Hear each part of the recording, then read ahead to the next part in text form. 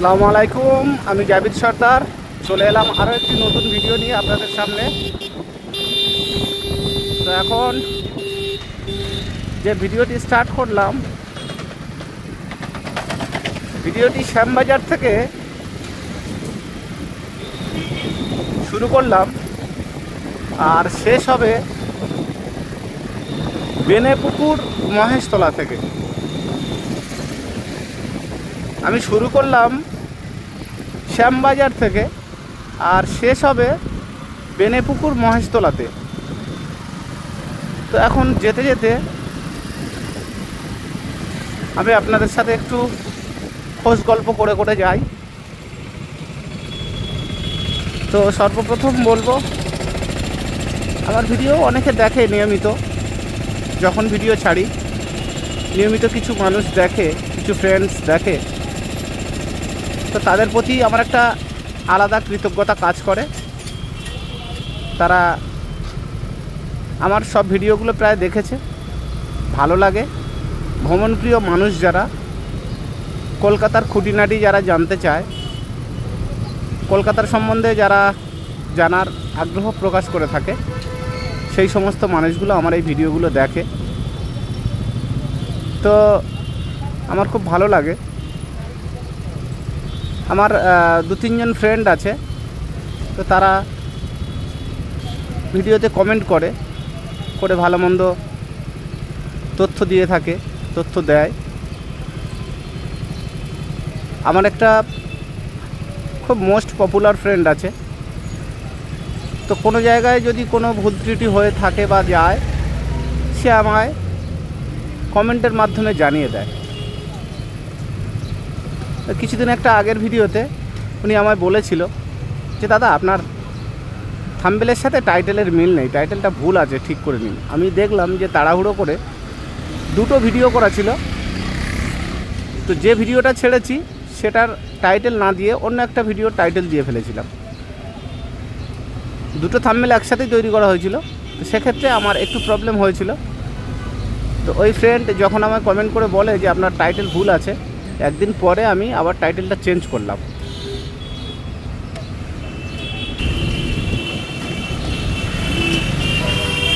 যেসব ফ্রেন্ড বা বন্ধুগুলো নিয়মিত আমার ভিডিওগুলো দেখে, অবশ্যই তাদের ভালো লাগে, ওই জন্য তারা দেখে। আর সেকেন্ড টাইমে আমি যেটা বলবো সেটা হলো, আমার ভিডিওর কোনো জায়গায় কোনো ভুল ত্রুটি হয়ে গেলে, ভাষাগত দিক দিয়ে হোক, টাইটেল থাম্বনেল হোক, বা কোনো প্রবলেম হলে আমার এক মোস্ট পপুলার ফ্রেন্ড আছে, সে আমার মোটামুটি কমেন্টের মাধ্যমে জানিয়ে দেয়। তো থ্যাংক ইউ ফ্রেন্ড। আমার আরও একটা বন্ধু আছে, রাইডার বন্ধু, সেও কলকাতার বুকে রাইড করে। সে অ্যাকচুয়ালি কখনও র্যাপিডো করে, কখনও জোম্যাটো করে, কখনও সুইগি করে। তো সেই সব ভিডিওগুলো করে ও ছাড়ে ওর চ্যানেলে। তো তিনিও আমার ভিডিও দেখে, তিনিও আমার ভিডিওতে কমেন্ট করে। অসংখ্য ধন্যবাদ সেই সব বন্ধুদের, যে বন্ধুরা আমার ভিডিওগুলো দেখে বা কমেন্টের মাধ্যমে ভুল ত্রুটিগুলো জানিয়ে দেয় বা আমাকে উৎসাহিত করে, ভালো মন্দর খবর নেয়, বা কারো কোনো জায়গা ভালো লেগে থাকে বা কারো কোনো এরিয়া সে চেনে বা জানে, সেরকম কোনো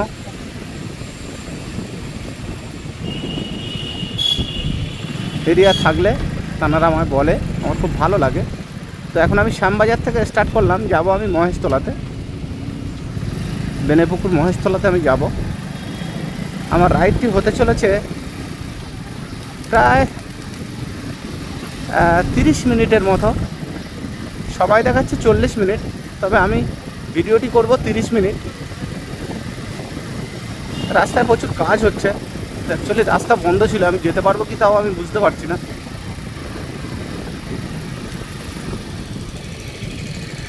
সম্ভবত আমি যেতে পারবো না, সামনে রাস্তা বন্ধ আছে। তো সেক্ষেত্রে ঘুরে ব্যাক করে আমার অন্য একটি রাস্তা নিতে হবে, অন্য রুট দিয়ে আমায় যেতে হবে। আমি বুঝতে পারছি ভুল করে ফেললাম। এইখান থেকে একটা শর্টকাট আছে, তো আমি সেই শর্টকাটটা নিয়ে নেব।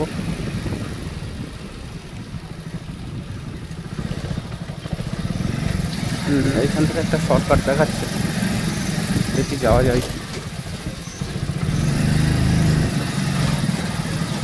অ্যাকচুয়ালি কলকাতাতে এমন একটা সুবিধা আছে, আপনার যদি একটা রাস্তা বন্ধ হয় আপনি অন্য রাস্তা দিয়ে আপনার গন্তব্যস্থলে পৌঁছাতে পারবেন, প্রবলেম নেই। সেক্ষেত্রে বিচলিত হওয়ার কোনো কারণ নেই, একদম অলিগলি রাস্তা তো, একটু দেখতে হয়, একটু চিনতে হয়, একটু জানতে হয়। সবথেকে বড় কথা হচ্ছে গুগল ম্যাপ সম্বন্ধে একটু আইডিয়া থাকলে সব কিছু পসিবল কলকাতাতে। আমি তো প্রত্যন্ত গ্রাম এলাকার ছেলে, কলকাতা সম্বন্ধে আমার খুব একটা ভালো এক্সপিরিয়েন্স নেই যদিও।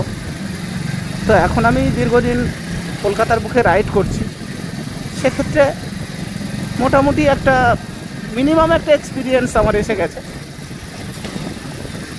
সেক্ষেত্রে আমি ওয়াকিবহল, এখন আমার কোনো প্রবলেম হয় না।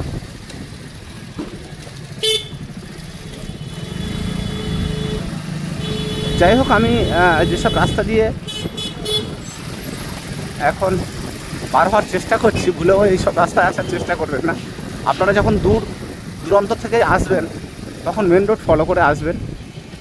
সমস্ত বন্ধুবান্ধবদের কাছে আমার একটাই রিকোয়েস্ট, আমি কলকাতার বুকে কাজ করি, এখন কলকাতার বুকে অলিগলি পর্যন্ত আমার জানাশোনা হয়ে গেছে, চেনা হয়ে গেছে। আমার কাছে এটা একদম একটা সিম্পল ব্যাপার, কোনো অসুবিধে নেই। তো আপনাদের ক্ষেত্রে অনেক অসুবিধা হতে পারে, অলিগলিতে ঢুকলে তখন আপনারা কনফিউশনের মধ্যে পড়ে যেতে পারেন যে কোন দিক দিয়ে যাব, কি হবে না হবে, ভুল রাস্তায় ঢুকে গেলাম বা উল্টো। এখানে একটা বিষয় আমি আপনাদেরকে বলবো, কলকাতায় সবথেকে বড় ফ্যাক্ট যেটা, সেটা হলো কলকাতার মানে রাত 12টা থেকে দিন 12টা পর্যন্ত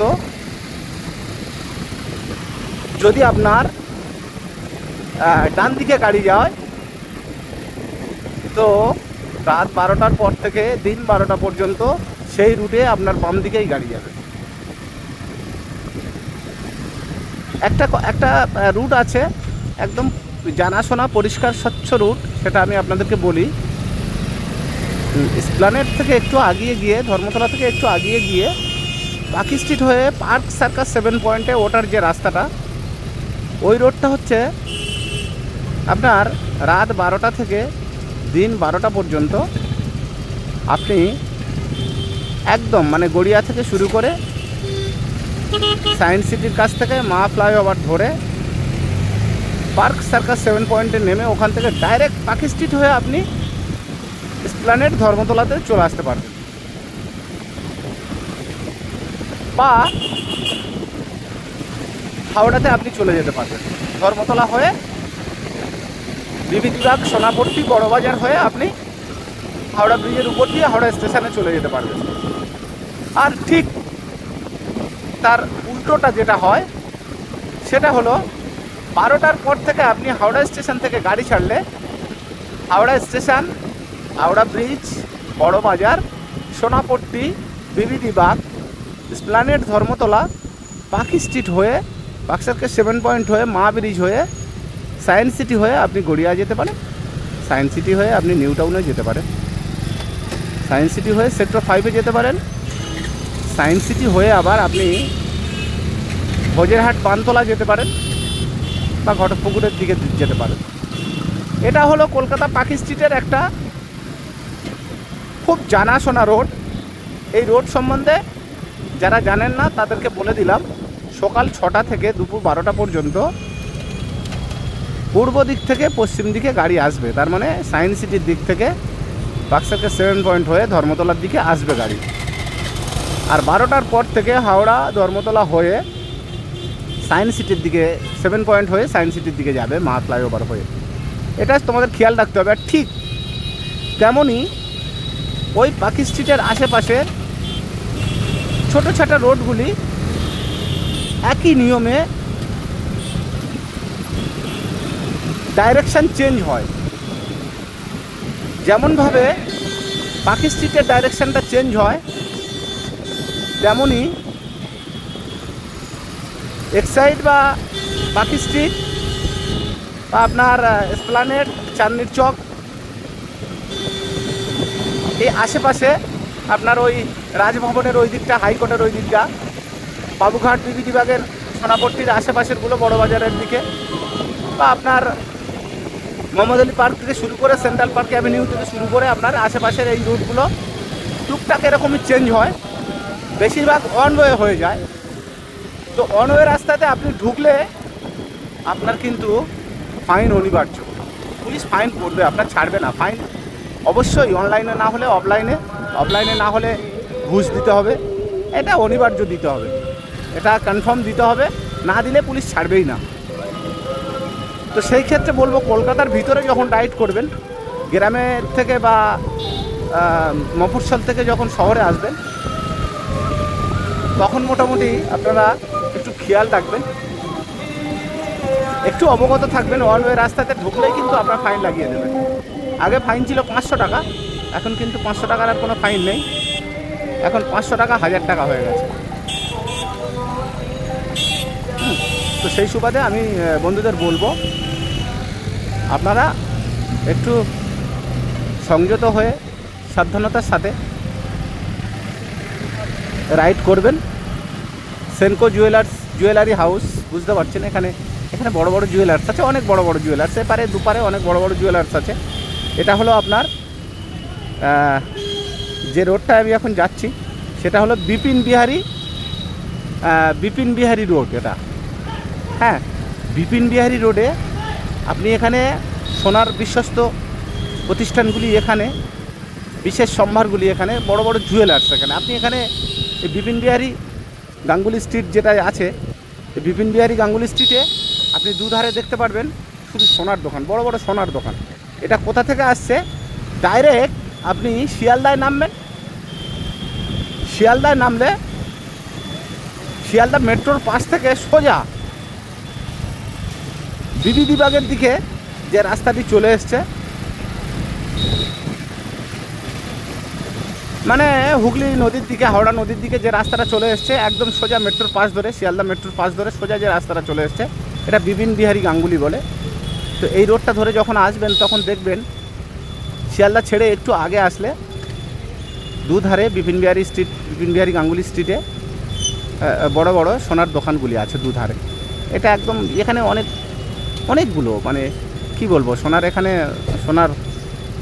একটা বললে চলে, সোনার দোকানের একটা বাজার বললে চলে। এখানে পুরোটাই সোনার দোকান দুপাশে।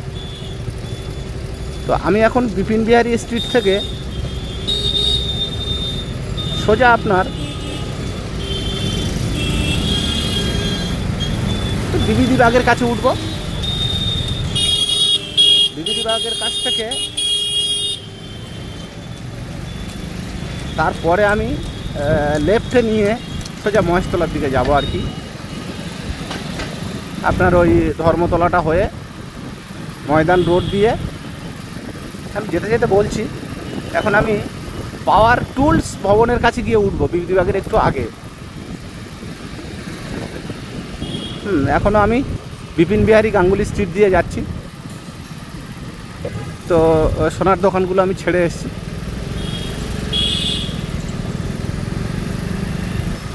এখানে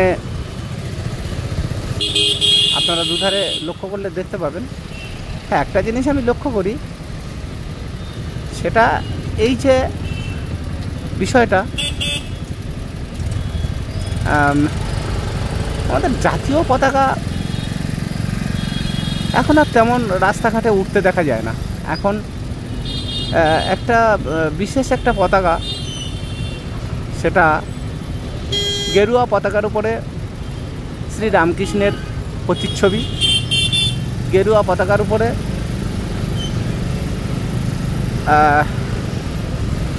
প্রভু হনুমানের প্রতিচ্ছবি, বা গেরুয়া পতাকার উপরে প্রভু রাম, লক্ষ্মণ ও সীতামাইয়ার প্রতিচ্ছবি দিয়ে গেরুয়া ফ্ল্যাগটা বেশি মোটামুটি আমাদের কলকাতার বুকে এখন প্রচলিত হয়ে গেছে। আমাদের যে ন্যাশনাল একটা ফ্ল্যাগ আছে, সেই ন্যাশনাল ফ্ল্যাগটা আর দেখতে পাই না, দেখা যায় না, চোখে পড়ে না। এটা খুব কষ্টদায়ক।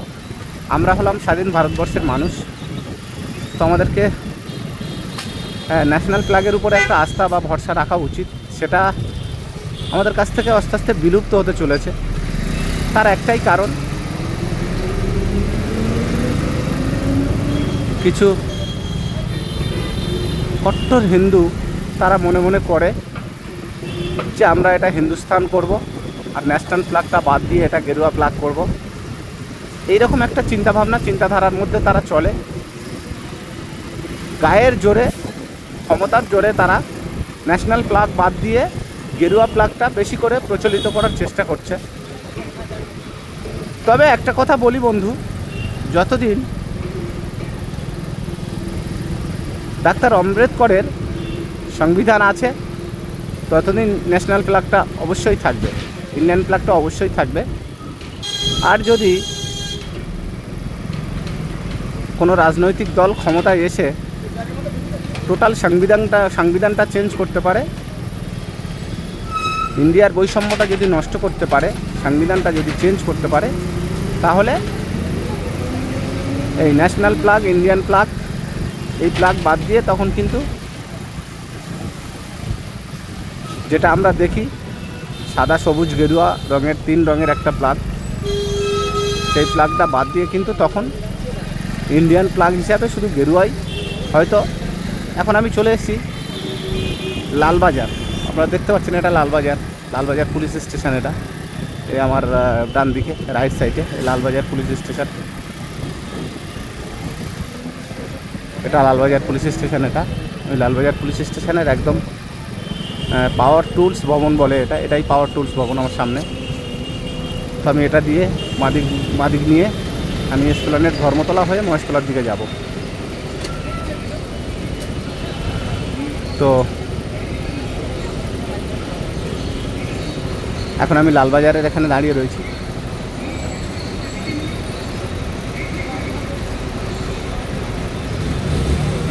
তো লালবাজার ছেড়ে এখন আমি এসপ্ল্যানেড ধর্মতলার দিকে যাব, সিগন্যাল হয়ে গেছে। আর আমার বাঁ দিকে চাঁদনি, এটা চাঁদনি বাজার, এখান থেকে চাঁদনি বাজারটা শুরু হয়েছে।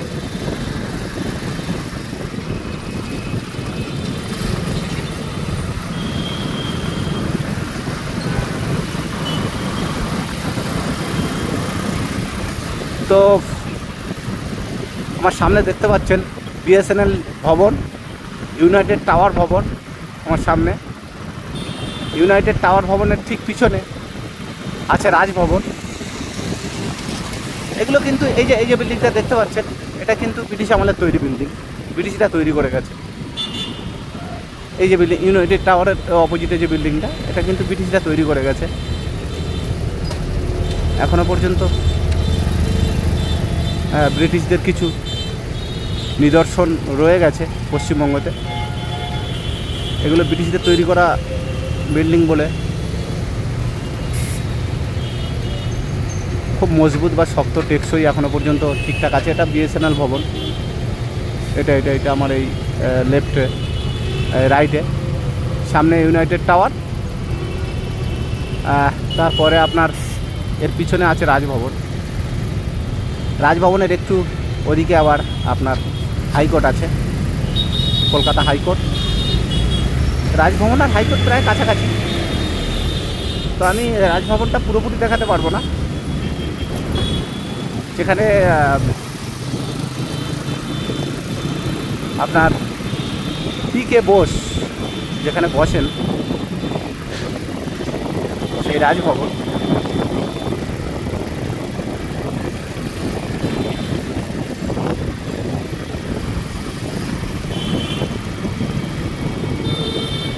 এটা হলো ইউনাইটেড টাওয়ার। এখান থেকে আপনার রাইটে ঢুকে গেলে হাইকোর্ট, সামনে থেকে রাইটে গেলে হাইকোর্ট, আর ঠিক আমার একটু আগে রাজভবন।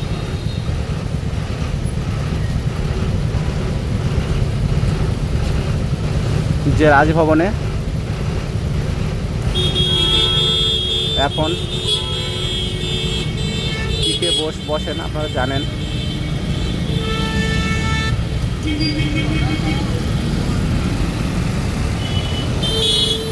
এইটা দিয়ে গেলে সামনে এটা দিয়ে গেলে সামনে আপনার হাইকোর্ট, আর এটা হলো রাজভবনের গেট। এটা হলো রাজভবনের গেট, যে সাদাটা দেখতে পাচ্ছেন এটা রাজভবনের গেট। ওই রাজভবনটা ওই ভিতরে দেখা যাচ্ছে, এটা রাজভবনের গেট। ঠিক রাজভবনের একটু অপোজিটে আপনার হাইকোর্টটা। এই বিল্ডিংগুলো দেখছেন, এই বিল্ডিংগুলো খুব পুরাতন বিল্ডিং। এগুলো আপনার ওই ব্রিটিশ সরকারের ব্রিটিশ সরকার তৈরি করে গেছিলেন, যারা ব্রিটিশরা ছিল। এটা রাজভবনের আরও একটা গেট।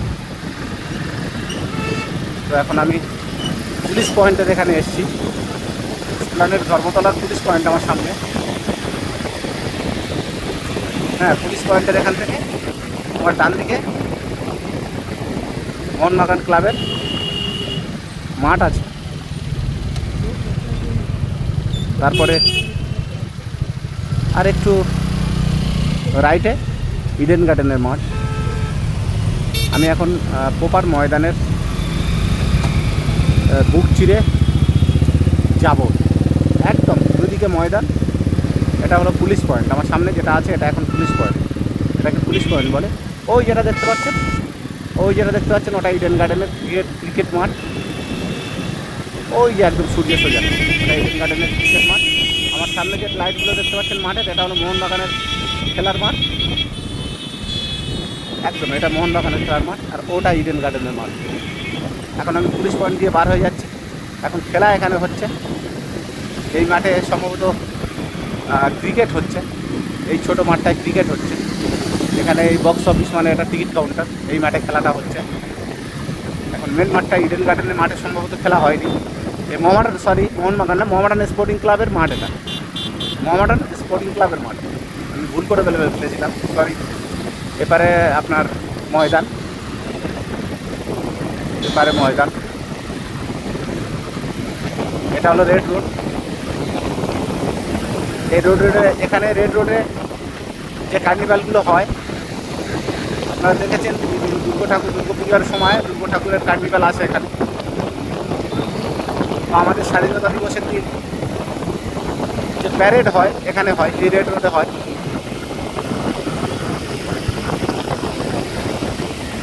এটা হলো রেড রোড দিয়ে যাচ্ছে আপনার।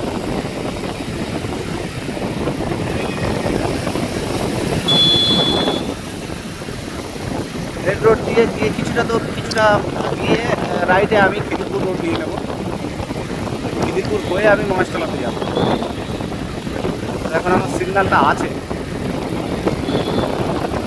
যাই হোক সিগন্যালটা করার আগে আমি পার হয়ে গেলাম। এগুলো হলো সরণী মহোৎসব দুয়ার। এখানে আমাদের মিলিটারি ট্রেনিং হয়। আমার রাইটে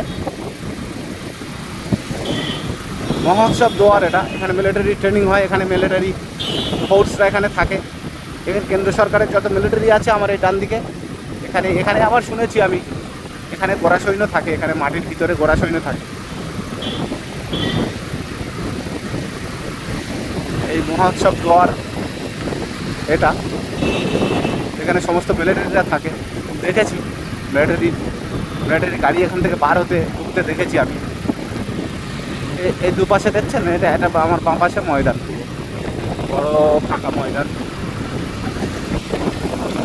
তো এর ভিতরে আমার ডান দিকে এটা, এখানে মিলিটারিরা থাকে। আরও একটি দুয়ার দেখাবো, এই যে দুয়ার আজাদি কা অমৃত মহোৎসব দুয়ার। এখানে সমস্ত মিলিটারিরা এইখানটা থাকে। আজাদি কা মহোৎসব দুয়ার এটা। যাই হোক,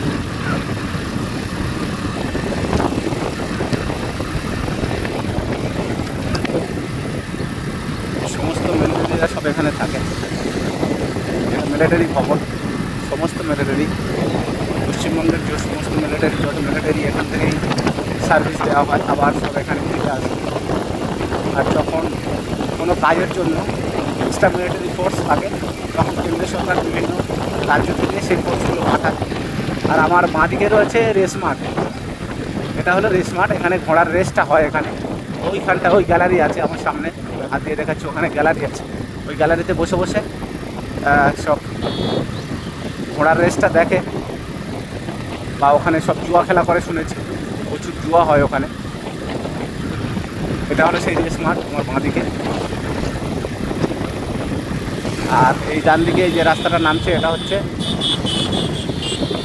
সেকেন্ড ব্রিজ, মানে দ্বিতীয় হুগলি সেতু যেটা বলা হয়, আমরা একদম বাংলায় যেটা বলি তারের ব্রিজটা আমার ডান দিকে। এই তারের ব্রিজ থেকে নামছে এরা, এই রাস্তা দিয়ে ওঠাও যায় নামাও যায়। যদিও এখন আমি খিদিরপুরে ঢুকবো, ওই যে দেখুন, ওই যে ওই তারের ব্রিজটা ওই দেখা যাচ্ছে আমার একদম ডান দিকে। ডান দিকে থেকে আস্তে আস্তে পিছনে হয়ে যাবে।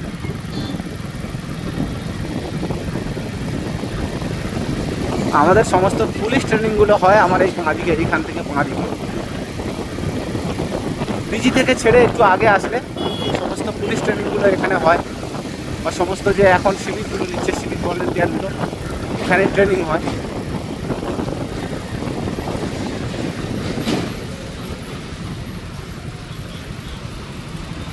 একদম যেটা মোটামুটি পিজি থেকে নেমে এসে চিড়িয়াখানার দিকে, আলিপুর মিউজিয়ামের দিকে যেটা যাচ্ছে।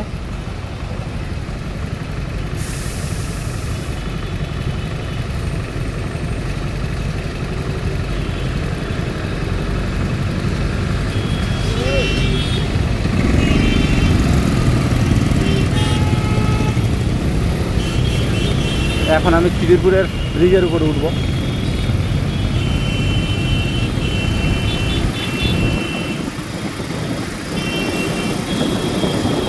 সামনে খিদিরপুর ব্রিজ।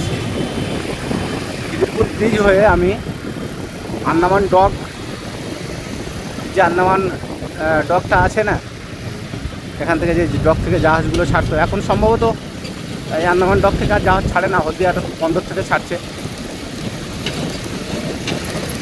এখানে তো আমি প্রায় প্রতিদিন যাতায়াত করি, চলাফেরা করি, তো আমার চোখে বড় জাহাজ আসতে দেখিনি। আমি যখন আন্দামানে যাই তখন কিন্তু এই খিদিরপুরের আন্দামান ডক থেকে আমি জাহাজে উঠেছিলাম। একবার গেছিলাম আমি আপনার নিকোবরে, একবার আমি ওখান থেকে এসেছিলাম হর্ষবর্ধনে, আরও একবার গেছিলাম আমি নানকৌড়ি বলে একটা জাহাজ আছে, সেই জাহাজে আমি আন্দামান ডক থেকে গেছিলাম, খিদিরপুরের আন্দামান ডক থেকে। এখানে প্রসেসটা মানে ঢোকার সময় যে প্রসেসিংটা হয় সেটা হলো আপনার মেডিকেল চেক আপ হবে, তারপরে প্রাইমারি চেক আপ হবে, তারপর মেডিকেল চেক আপ হবে, তারপরে আপনাকে জাহাজে উঠাবে।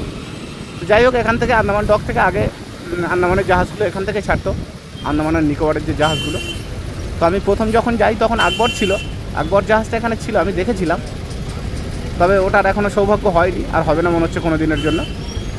কলকাতার সবথেকে বড় জাহাজ ছিল আকবর জাহাজ, সেটাকে একটু পিছনের দিক থেকে কেটে ছোট করে একটু ছোট করেছে।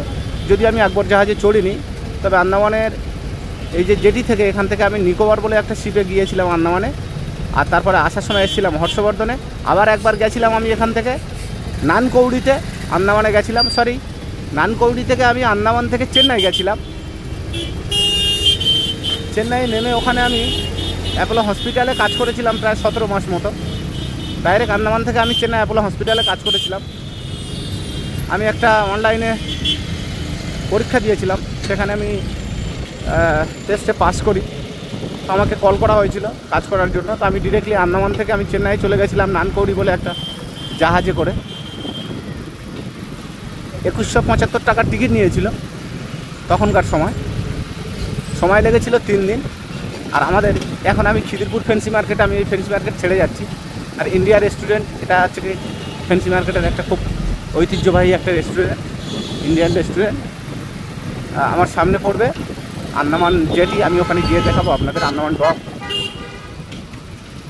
ডকটা আমি আপনাদেরকে দেখাবো। এখনও ছোটো ছোটো মালবাহী জাহাজগুলো আছে আন্দামান জেটিতে। আন্দামান জেটি মানে বুঝতে পারছেন তো, এখান থেকে আন্দামানে যাওয়ার জন্য শিপগুলো ছাড়তো বলে এই জেটিটার নাম হচ্ছে আন্দামান জেটি। তো এখনও কিছু ছোটো ছোটো শিপ আছে, এদিক ওদিক কিছু ছোটো ছোটো জাহাজ আছে, মালবাহী জাহাজ।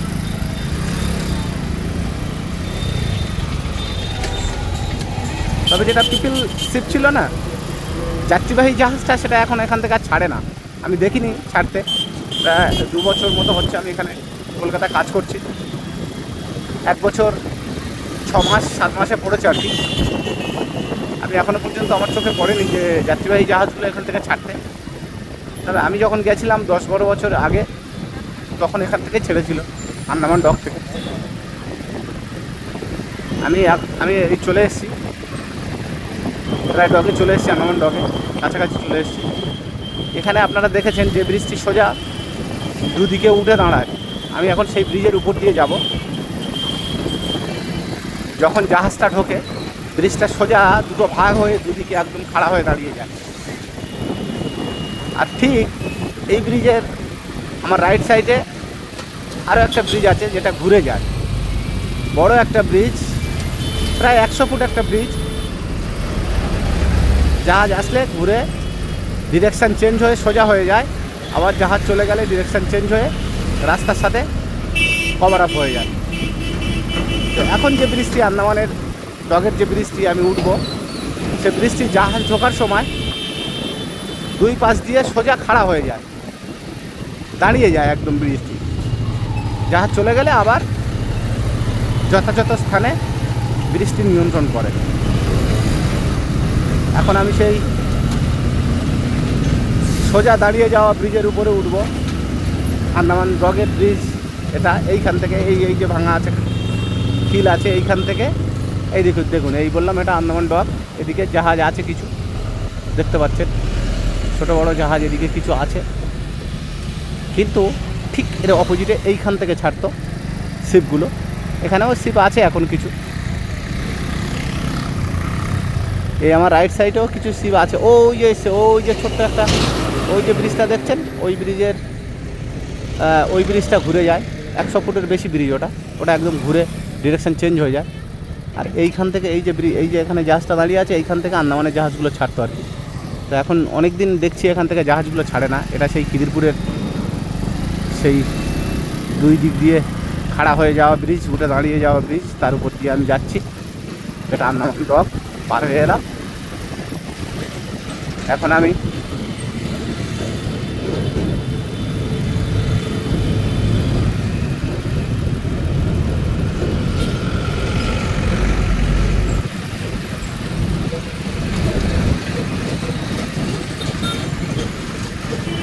পুলিশরা শুধু অপেক্ষা করছে, ঝুঁকিপূর্ণ অবস্থায় আছে। কেউ ভুল করলে হঠাৎ করে তাকে ধরে দাঁড় করিয়ে ফাইনটি নেওয়ার জন্য খপাত করে ধরবে, খপাত। হ্যাঁ, একদম মানে রেডি। আমরা যখন স্কুলে পড়েছি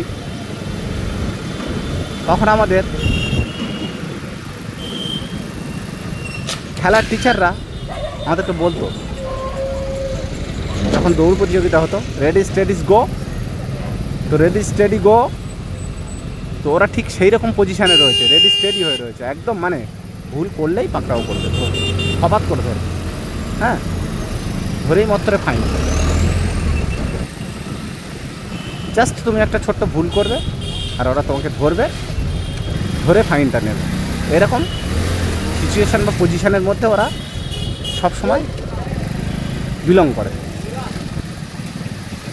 যাই হোক, এখন আমি লেফটে নেব। আমি এই যেটা যাচ্ছি, এটা তোমার এই রুটটি ঠিক উঠবে বেস ব্রিজের স্টেশনের একটু আগে। ওইখান থেকে বেস ব্রিজ, আমি যেখানে যে ব্রিজটার উপরে উঠবো সেই ব্রিজ থেকে বেস ব্রিজ স্টেশনে যেতে মাত্র 2 মিনিট সময় লাগবে। তো আমি এই গার্ডেন বিচের অপোজিটে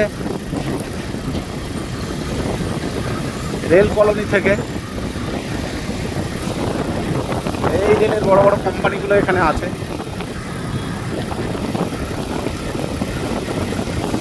ইস্টার্ন রেলের বড় বড় কোম্পানি এখানে রয়েছে।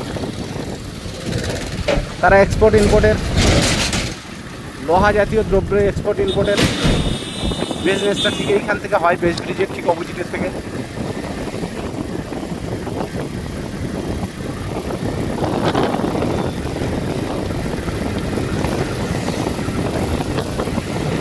দেখতে পাচ্ছেন রেল কোম্পানির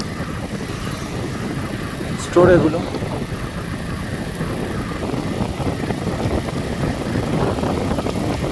সমস্ত বড় বড় ফ্যাক্টরি, লোহার দ্রব্য জাতীয় যেসব ইনস্ট্রুমেন্টগুলো আছে সেগুলো এখান থেকে এক্সপোর্ট ইম্পোর্ট হয়।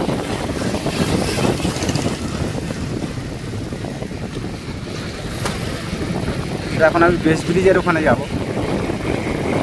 আমার গন্তব্যস্থল আর বেশি দূর নেই, আমার গন্তব্যস্থল আর 3.3 মানে প্রায় 3 কিলোমিটার, 3 কিলোমিটারের একটু কম।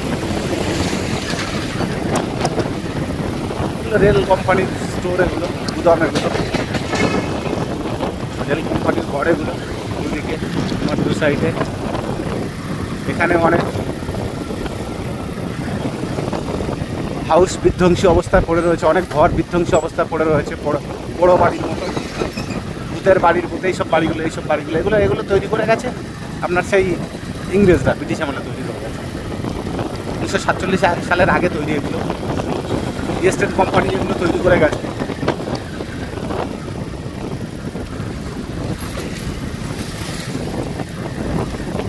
তো আমার সামনে যে বৃষ্টি দেখতে পাচ্ছেন, এটা বৃষ্টি উৎপন্ন হয়েছে, শুরু হয়েছে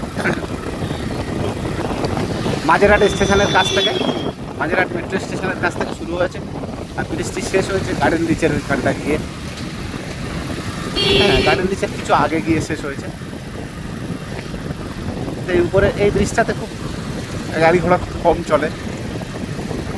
আর এখানে ইস্টার্ন কোম্পানি রেলওয়ে স্টোর থেকে, গুদাম থেকে বড় বড় গাড়ি পার হচ্ছে, দেখতে পাচ্ছেন।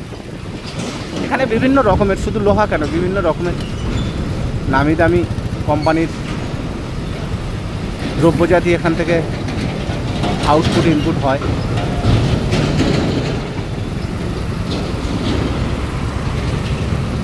ইনপুট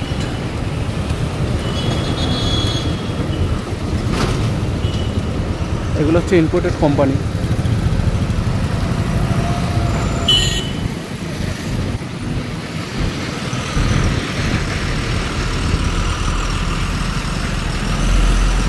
এখন আমি বেস ব্রিজের ওখানে উঠবো। বেস ব্রিজের ওখান থেকে বেস ব্রিজের স্টেশন পর্যন্ত গিয়ে আবার লেফটে নিয়ে মহেশতলা রোড ধরবো। প্রায় গন্তব্যস্থলের কাছাকাছি পৌঁছে গেছি আমি যে কাজগুলি করি সেগুলি হলো কোনো ব্যাংক, কোনো বড় কোম্পানি, কোনো বড় হাউজিং অ্যাপার্টমেন্ট বা কোনো ইম্পর্টেন্ট ডকুমেন্টস একটা অফিস থেকে অন্য একটা অফিসে নিয়ে যাই। যেমন আমি পাইকপাড়া পাঞ্জাব ন্যাশনাল ব্যাংক থেকে মহেশতলা বেনেপুকুর পাঞ্জাব ন্যাশনাল ব্যাংকে দুটো ফাইল নিয়ে এসেছি। এই ফাইল দুটো ওই পাঞ্জাব ন্যাশনাল ব্যাংকের ফাইল। আমি ওখান থেকে এনে বেনেপুকুর পাঞ্জাব ন্যাশনাল ব্যাংকে মহেশতলা এখানে আমি দেব। অ্যাকচুয়ালি কোরিয়ার ডিপার্টমেন্টে যারা কাজ করে তো সেরকম বলতে পারেন, তবে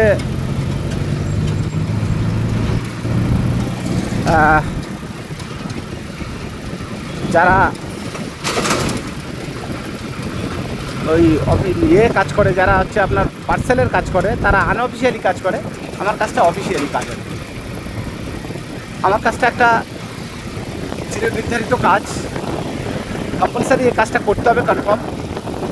ডকুমেন্টস এক জায়গা থেকে অন্য জায়গায় স্থানান্তর করা, বড় বড় হেড অফিস থেকে হেড অফিসে, বড় বড় কোয়ার্টার থেকে কোয়ার্টারে, বড় বড় হাউজিং থেকে হাউজিংয়ে, বড় বড় অ্যাপার্টমেন্ট থেকে অ্যাপার্টমেন্টে, বড় বড় ব্যাংক থেকে বড় বড় ব্যাংক, বড় বড় কোম্পানি থেকে বড় বড় কোম্পানি। হ্যাঁ, একজনের কাছ থেকে নিয়ে অন্যজনের কাছে হ্যান্ড ওভার, এরকম একটা পার্সেল বলতে পারেন।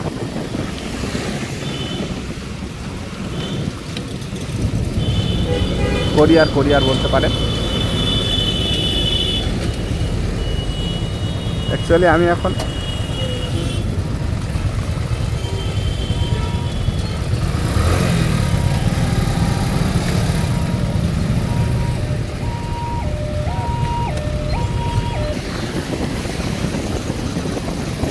বন্ধুরা আমি এখন বেস্ট ব্রিজের এখানে চলে এসেছি। বেস্ট ব্রিজের স্টেশন আমার এই একদম রাইট সাইডে। বেস্ট ব্রিজ স্টেশনের কাছেই চলে এসেছি আমি। বেস্ট ব্রিজ স্টেশন ছেড়ে একটু আগে গিয়ে আমি লেফটে নিয়ে নেব, মহেশতলার দিকে যাব। Benepukur Punjab national, Maheshtala Punjab national bank, আমি ওখানে যাব।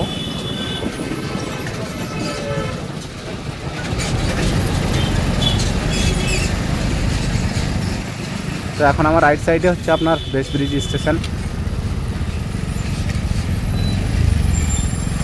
আর লেফট সাইডে মার্কেট। এটা জননায়ক হেমন্ত বসু বাজার সমিতি, বলছে জননায়ক হেমন্ত বসু, তাঁর নামে এই বাজারটা আর কি পেপারে।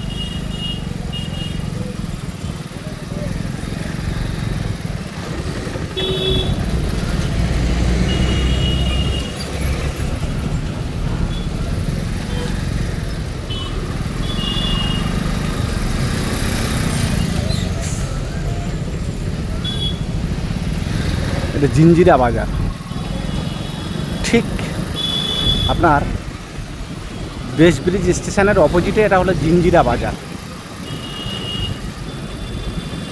জিঞ্জিরা বাজার অবশ্যই আপনারা জানেন, বেস্ট ব্রিজের স্টেশনের ঠিক নিকটবর্তী অপোজিটে জিঞ্জিরা বাজার।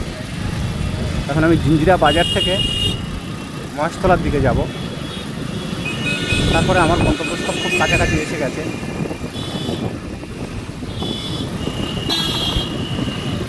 আমার এই ভিডিওটি এবার আমি শেষ করতে চলেছি বন্ধুরা। ভিডিওর মাধ্যমে অনেক কথা বলেছি, কথার মধ্যে কোনো ভুল ত্রুটি হয়ে থাকলে ভাই বন্ধু হিসাবে ক্ষমা করে দেবেন, ফ্রেন্ড হিসাবে ক্ষমা করে দেবেন। আর যদি কোনো জায়গায় কোনো ভুল হয়ে যায় কমেন্টে জানিয়ে দেবেন। আর যারা আমার ভিডিওটা প্রতিনিয়ত দেখেন তারা যারা আমার শুভাকাঙ্ক্ষী, যারা আমার ভালো চান বা আমার চ্যানেলের ভালো চান, ভালো লাগে যাদেরকে আমার ভিডিওগুলো দেখতে, সেই সব বন্ধু ও ফ্রেন্ডদের কাছে আমার 1000 কোটি লাল গোলাপের শুভেচ্ছা। যেহেতু কিনে দিতে হয় না, তো মুখের কথা বলতে হয়, তাই মোটামুটি একটু বাড়িয়ে দিলাম। 1000 কোটি লাল গোলাপের শুভেচ্ছা রইল সবার জন্য,